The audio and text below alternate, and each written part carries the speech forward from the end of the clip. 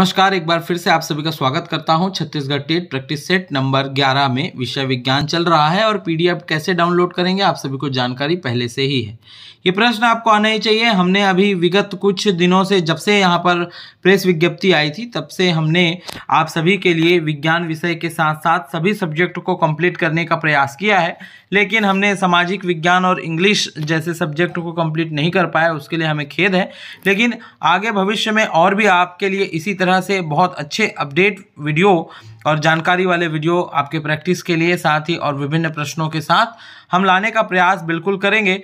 तो चैनल को सब्सक्राइब जरूर कीजिएगा, शेयर सभी तक जरूर कीजिएगा। एक सूचना आप सभी को देना चाहूँगा, यदि आप में से जो भी रायपुर से हों और अगर उनका एग्ज़ाम सेंटर भारत माता स्कूल जो कि टाटीबंध में है, अगर यहाँ पर है तो आप मुझसे मिल सकते हैं। मैं वहाँ पर मौजूद रहूँगा एग्ज़ाम के दौरान।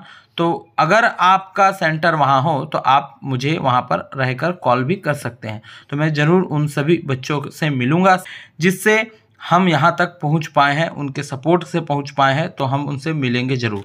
चलिए, तो यहाँ पर स्टार्ट कर लेते हैं अपना प्रश्न। तो सबसे पहला प्रश्न हमारे लिए आता है, व्याख्यान विधि की कमी यह है कि, आपके ऑप्शन दिए हुए हैं, अधिक खर्चीली है, अध्यापक का कार्य आसान बनाती है, व्यक्तिगत विभिन्नताओं को स्वीकार नहीं करती है, या फिर यह बहुत प्रभावी है। तो इसका फाइनल आंसर क्या आने वाला है? ऑप्शन नंबर सी आएगा।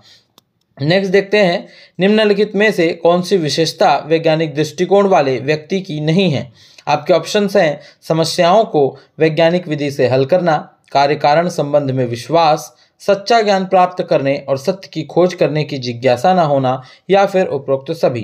तो इसका फाइनल आंसर आएगा option number C. Next question देख लेते हैं, जब उत्प्रेरक व अभिकारक समान भौतिक अवस्थाओं में होते हैं तो उत्प्रेरण कहलाता है। ऑप्शन है समांगी उत्प्रेरण, प्रेरित उत्प्रेरण, स्व उत्प्रेरण, या फिर विषमांगी उत्प्रेरण। तो इसका फाइनल आंसर आएगा समांगी उत्प्रेरण। ठीक है, जब समान होता है तो समांगी उत्प्रेरण इसका नाम पड़ जाता है।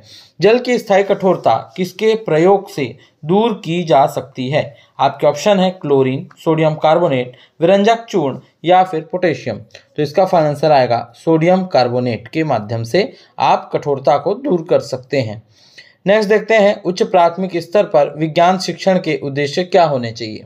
इसको आप पॉज करके पढ़ लीजिए, अपना आंसर दीजिए, फिर इसके बाद मेरा फाइनल आंसर सुनिए, आपका प्रश्न सही हो रहा है या नहीं। तो इसका फाइनल आंसर आएगा ऑप्शन नंबर डी।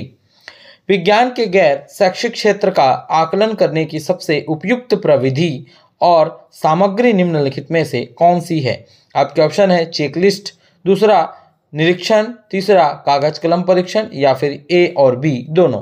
तो इसका फाइनल आंसर आएगा ऑप्शन नंबर डी। नेक्स्ट देखते हैं, विज्ञान शिक्षण में किन चीज़ों का प्रयोग अत्यंत लाभदायक है? ऑप्शन है वास्तविक वस्तु का, मॉडल का, चित्रों का, या फिर इन सभी का।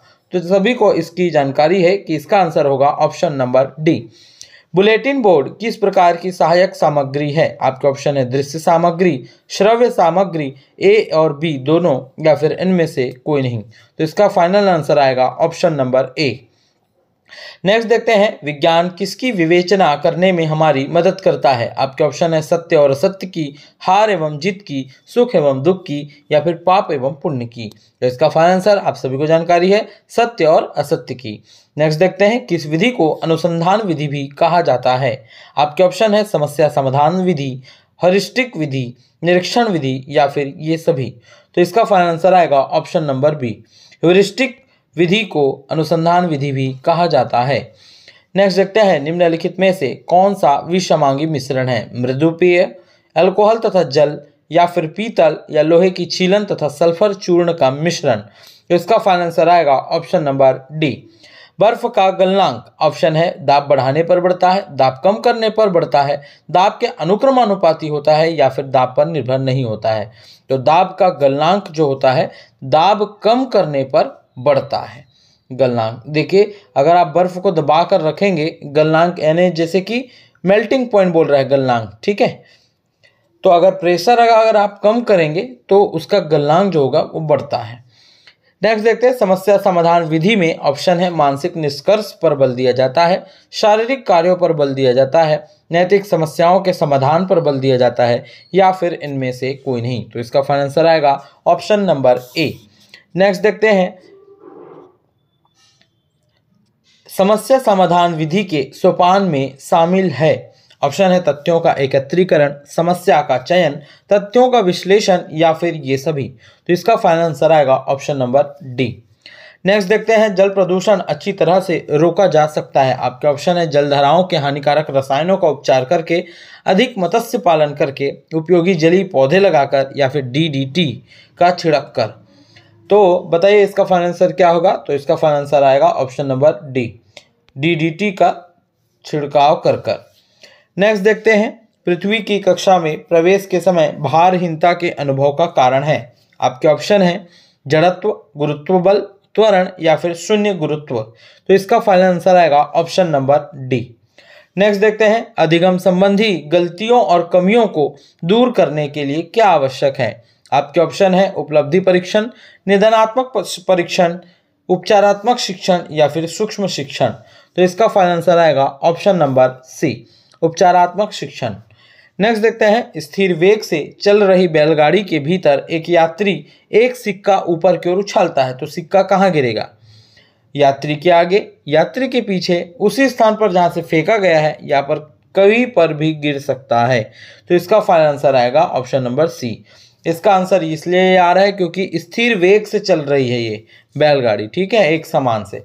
ऐसे ही हमने एक लास्ट वाले प्रैक्टिस सेट में भी पढ़ा था, रेलगाड़ी जब चल रही है तो बच्चा सेब गिराएगा तो किसके हाथ में आएगा, ये वाला प्रश्न हमने पढ़ा था, उसी से रिलेटेड है। देख लेते हैं, गणित में क्रियात्मक विधि की निम्न में से कौन सी विशेषता नहीं है।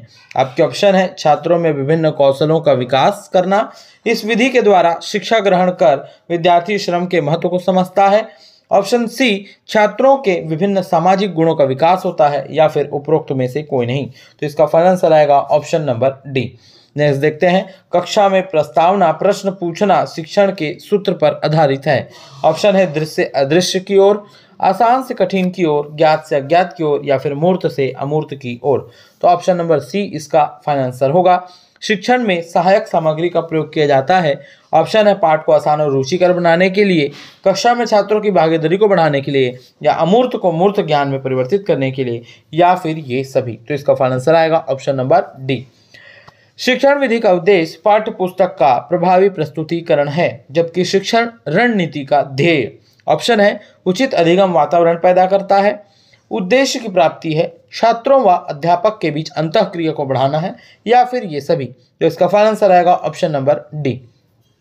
वस्तुनिष्ठ परीक्षण वे होते हैं जिसमें परीक्षार्थियों को बहुविकल्पीय प्रश्न दिए जाते हैं, परीक्षक की अपनी सोच अंकों को प्रभावित नहीं करता, परीक्षार्थी 100% अंक ला सकता है, या फिर ये सभी। तो इसका फाइनल आंसर आप सभी को जानकारी है, ऑप्शन नंबर डी आएगा। ये था आज का प्रैक्टिस सेट, और एक प्रैक्टिस सेट आपको और मिलेगा, और उसके बाद आप सभी का प्रैक्टिस सेट कंप्लीट हो जाता है, और आप सभी की परीक्षा अच्छी हो, इसी शुभकामनाओं के साथ विदा लेते हैं आपसे। चैनल पर लगातार आप सभी के लिए इंपॉर्टेंट इन्फॉर्मेशन वाले वीडियो आते ही रहेंगे, तो बने रहेगा। चैनल को सब्सक्राइब जरूर कीजिएगा, शेयर जरूर कीजिएगा। तब तक के लिए बहुत बहुत धन्यवाद। Lakshyansh coaching classes.